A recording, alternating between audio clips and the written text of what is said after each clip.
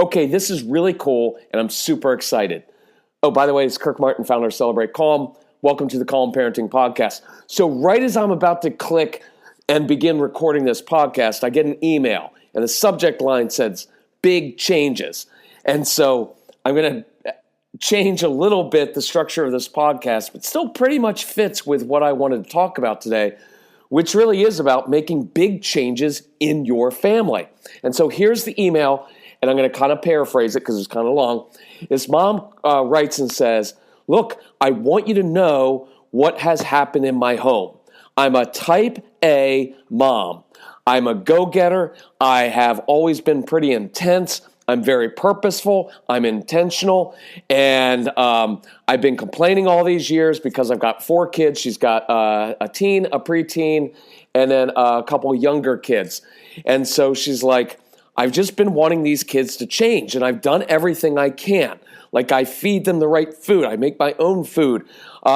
We do organic stuff. We're healthy. We exercise. I've read all the parenting books. I do all the right stuff.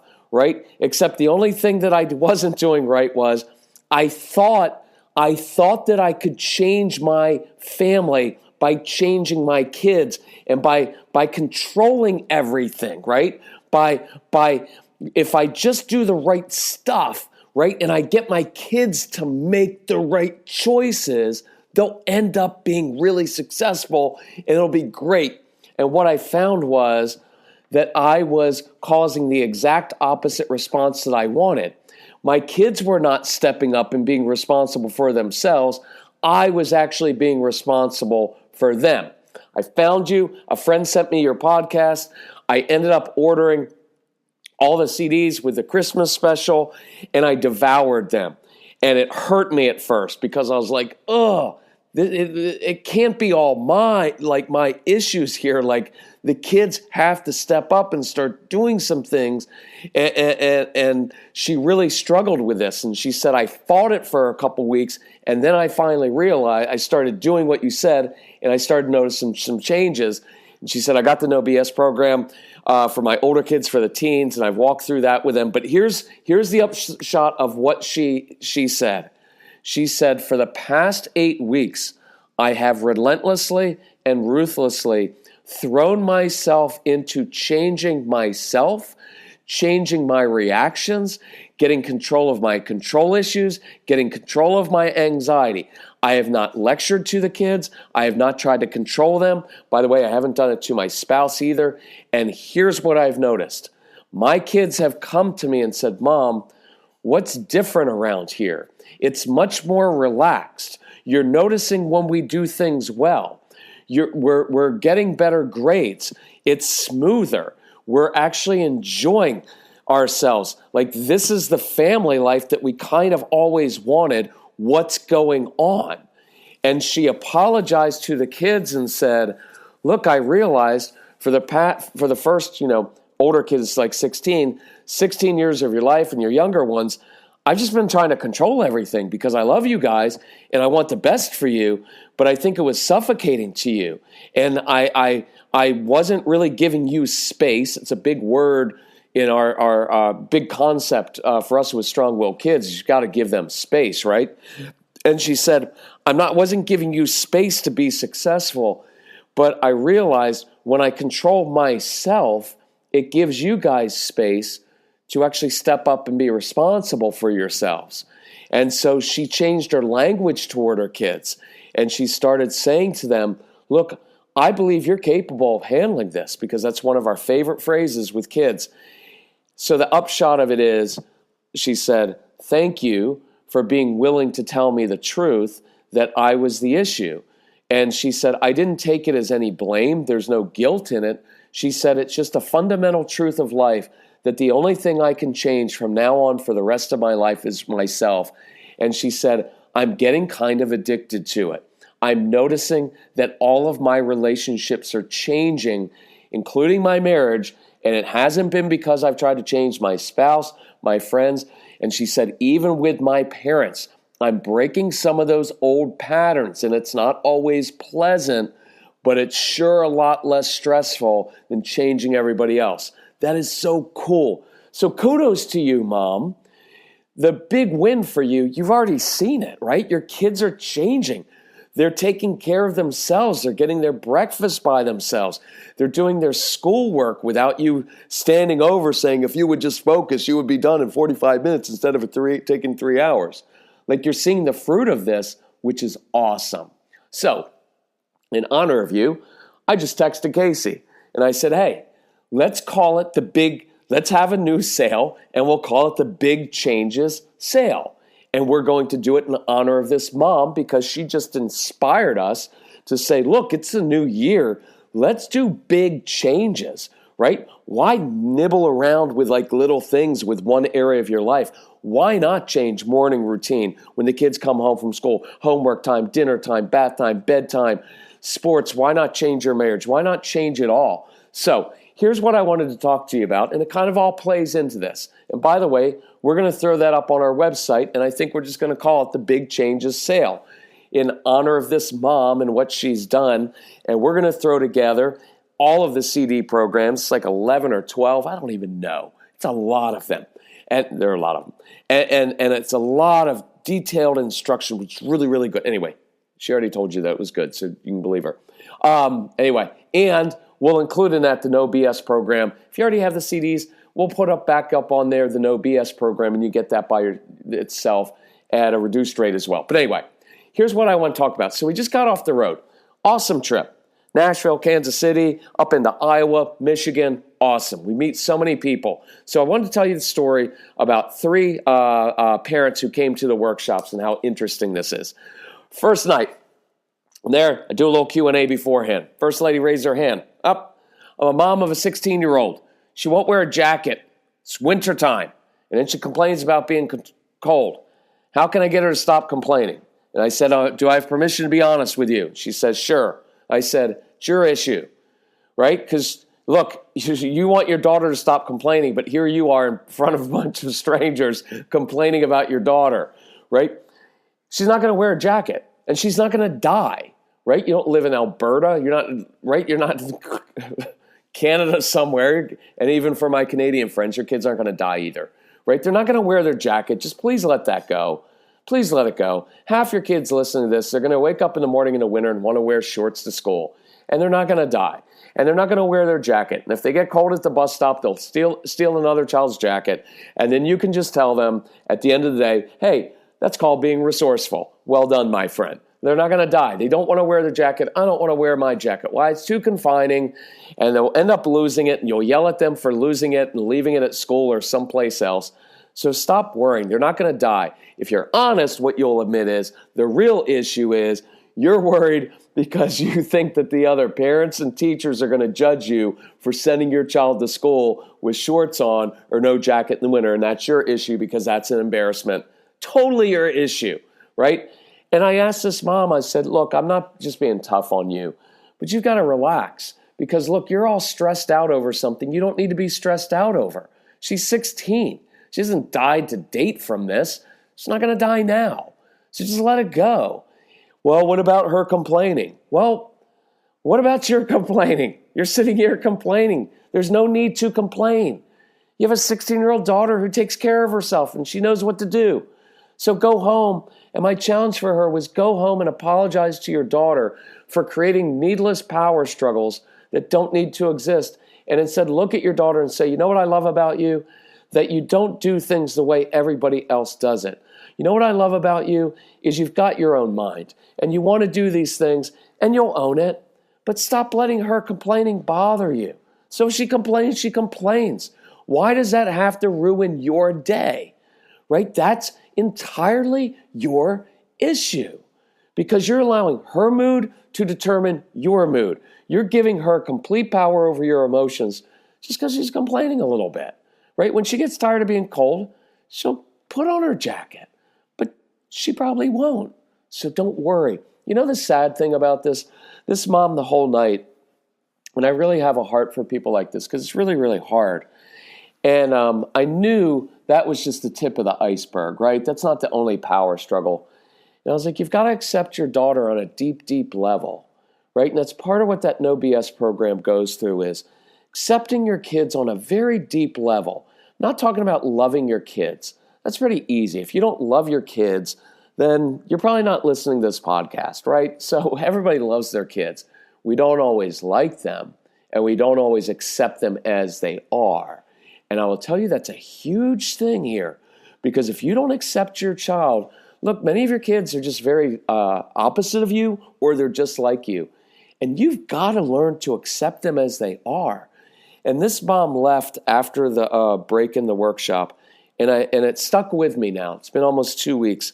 I'm profoundly sad because I could tell kind of by her body posture and the tone of voice and just the way she kept interacting that she wasn't really getting this. She came to the workshop because she wanted me to tell her how she could change her daughter.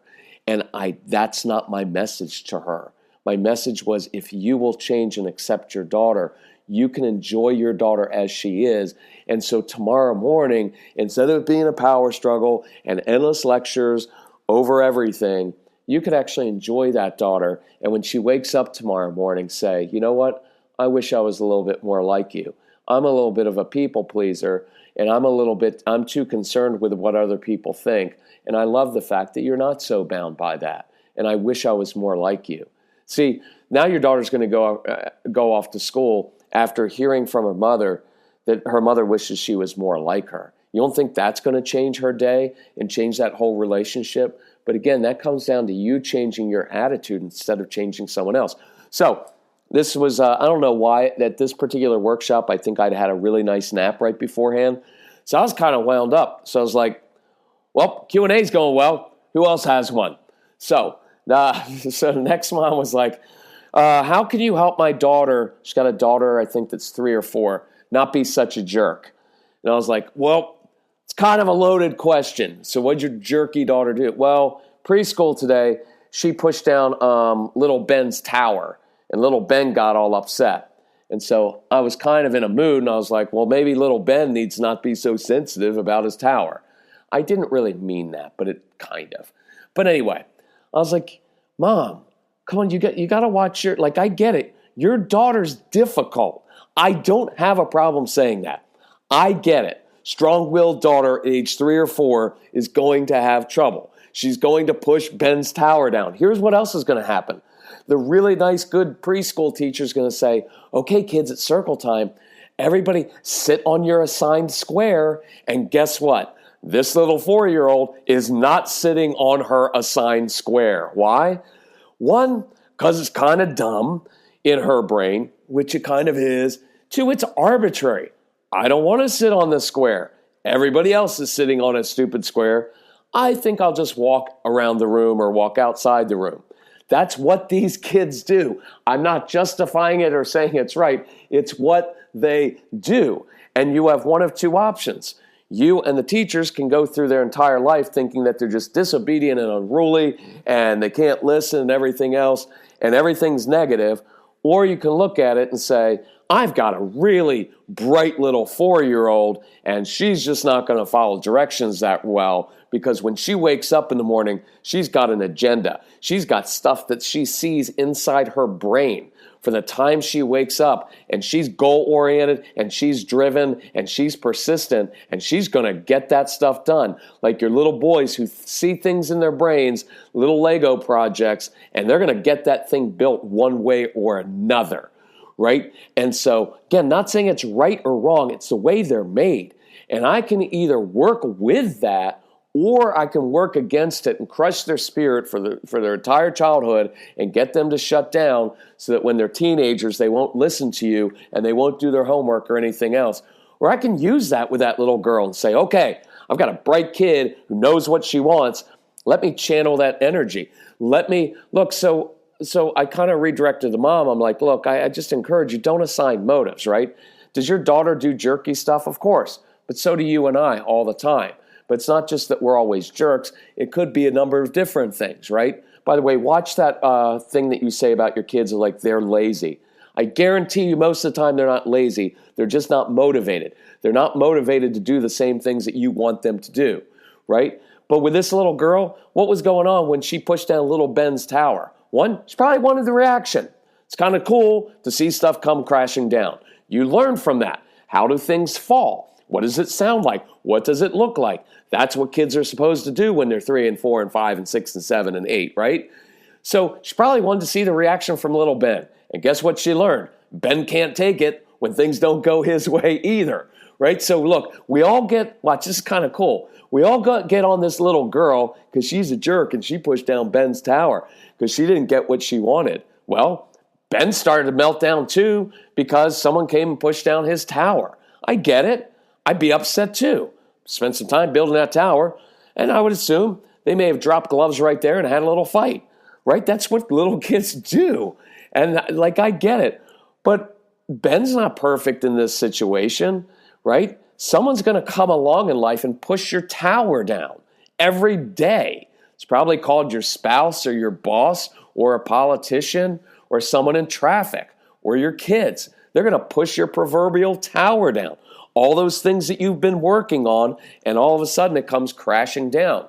So how are you going to react to that? So she learned pretty quickly. That gets Ben's, pushes his buttons. Think I'll do that more. Could be a sensory component to it. She likes the feel of pushing on things. She liked the feel of that coming crashing down, right? Don't underestimate the sensory needs your kids have. And that's why I want them getting their sensory needs met before they go to school every day. Or during school, we train teachers how to do this right in the middle of class. It's cool. So contact Casey, Casey, at celebratecalm.com. And we'll about doing teacher training, parent training. He does school assemblies. If you need help with our products, if you need help financially, contact Casey. He's extremely helpful. And he was way worse than your kids, so it'll encourage you. She was experimenting with how this works. I push here, stuff comes down. Who knows? She may have been anxious. She may have been frustrated. And that's a negative way for her to deal with that. But at least I know instead of being a jerky kid, I've got a really frustrated kid. So instead of being frustrated, I can show her in different ways. And she may have been bored. That's probably likely. So what do we do with boredom? Well, we start making things a challenge for her because she's 4, but she's probably going on 14. So I'm not going to treat her like a 4-year-old because she's going to be bored to tears and just keep pushing down Ben's tower. But if I make things a challenge for her, if I motivate that brain by giving her very purposeful, specific missions, things she has to focus on, and I create successes, and I begin giving my intensity to her when she makes good choices and when she does things well, right? Instead of just giving intensity when she doesn't sit still, when she puts people's things down. Because look, this girl's day can be entirely different based on how the mom and teacher look at her. Because if you look at her as she's just a little jerk who lives to make people's life miserable, well then just be negative all the time, and guess what? She'll live down to the negativity. And you know what happens with teenagers at this point? And if you get a dad who will not affirm his kids and everything's negative and all he ever does is lecture and point out all the things they do wrong, guess what your teenager's going to do? He's going to shut down, and he's going to start to fail, and he won't do his stuff. And you know what he's really saying inside? He's saying, you know what, Dad? You've said I was a loser, basically, my whole life. You've never been happy with me. So guess what? I'm lazy. I'm not going to do anything.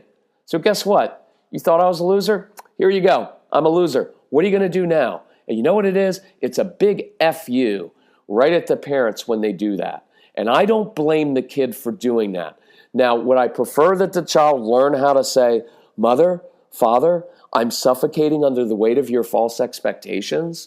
And it feels like nothing I do is ever good enough. Of course I want him to be able to say that. But how are you going to expect your teenager to do that if you can't even own your own stuff? Do you know what I mean? So I'm not expecting the child to be defiant, but it doesn't surprise me that a teenager would shut down and basically as an FU back at his dad or parents just begin to shut down because that's all they emotionally need to know because that's probably what they've been emotionally taught in the home. And that's why the No BS program, if you don't have it and you've got older kids, you must go through it to rebuild that relationship. It's going to take more than like, hey, sorry about that for the first 13 years. Let's be friends now. It doesn't work that way, right? You're going to have to rebuild from the ground up and accept that child on a deep, deep level. It's going to change you as a human being. And you know what you're going to find is you'll begin accepting other people much more. My son opened up a whole new world to me. My son, because he was so difficult and it caused me to change, opened up. My entire spiritual life changed because of my son, because I came face to face with all of my own issues and continue to do so. And I learned to change and see people in a completely different way. And it changed me spiritually in ways that I can't even explain at times. And it was through my son that happened. Because we mentioned that in the past couple podcasts. That's why we have relationships, because they're about transformation and they will change who you are. And so, look, these two examples, I got to change the way I look at the 16-year-old and I'm changing the way I look at the 4-year-old. Is that right? And so final one was, this was in Michigan. And so this mom's like, oh, by the way, with that 4-year-old, that mom, that one, same night as the mom with the jacket story, she stayed there the whole time, came up at the end and she said, I came here thinking I just needed to change my daughter. And now I feel hopeful because I know I can't change someone else, but I know that I can change my perspective. And you just gave me an entirely different way to look at my daughter from a negative perspective, which was based on my own fear, my own anxiety over her, my own way of doing things. And you now have enabled me to see my daughter through a completely different prism. And now I can teach other people to see my daughter like that. And now I have hope that I can actually enjoy my daughter's childhood, even though she is difficult. See, that's a beautiful thing. Nobody's discounting the fact that your kids are extremely challenging. I'm not discounting that at all. What I'm saying is, when you learn to enjoy them, even as they are like that, then you'll see big things change. And that brings me to the final example from Michigan. Really good mom. And I love this mom. She's awesome. She had said, her question was, my son's 12. Like, when's it going to stick? Like, when's he finally going to change? And so I said, ask permission to be blunt. She said, yes, I like you. I know your stuff. And I said, you're 29, because I was being nice. You're 35. You're 40. When are you going to change? So you come here asking question, when's my 12-year-old finally going to get it? And I said, Mom, when are you finally going to get it? Because you're 35 or 40, right? When are you going to change? And just so you know, I wasn't being a jerk to her. She kind of knew of our stuff and she'd heard us before. And to her credit, she said, you're absolutely right. That's what I needed to hear, that I need to change, because we pick power struggles. So why does your child bother you? What is the big trigger or triggers? Why? Is it your own control issues? Yes, because you have control issues. You know why? Because everybody does. And anybody who says that they don't is in denial, right? And then that's another issue. So they not only have control issues, then you have denial issues. Kidding. But perfectionism issues, you've got to learn how to control that. Strong-willed child's not going to do things your way. They're going to irritate you. Your anxiety, you have a tremendous amount of anxiety over your child's future because you watch what they're doing now and you don't see them living up to your expectations. And you're afraid for their future. How are they going to be successful? Who's going to marry them? Who's going to hire them? Right? And you're going to feel like a failure as a parent. You've got to control your own anxiety. And you're going to have to come to grips with the fact that this child irritates you because either he or she is just like you, which will bother you because you're both going to trigger each other, and you don't want this child to make the same mistakes you made, or this child is opposite of you, and you have no idea why they can't just do things the easy way and listen to you like you did as a kid, and because they're not just like you as a kid, there must be something wrong with them. And you're going to have to change that. And when you do, and that's why I just put down, February challenge is to stop laboring. Stop trying so hard to change your kids and to change your spouse and to change your parents and to change everybody else, and put that same energy into changing yourself. Change and control your control issues, control your anxiety, change how you see your child, change your reactions, right?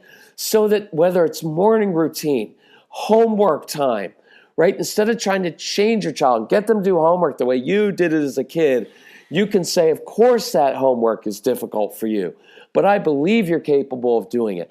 I believe you're capable of handling that disappointment. I believe you're capable of doing it in a different way than I would do it. And I'm going to accept you as you are. And I'm going to give you tools to succeed. And I'm going to step back so you can step up, so I can enjoy you and I can enjoy your childhood. And I want that for you and your kids. So this is what I want this February. And I think I'm going to use this as my theme.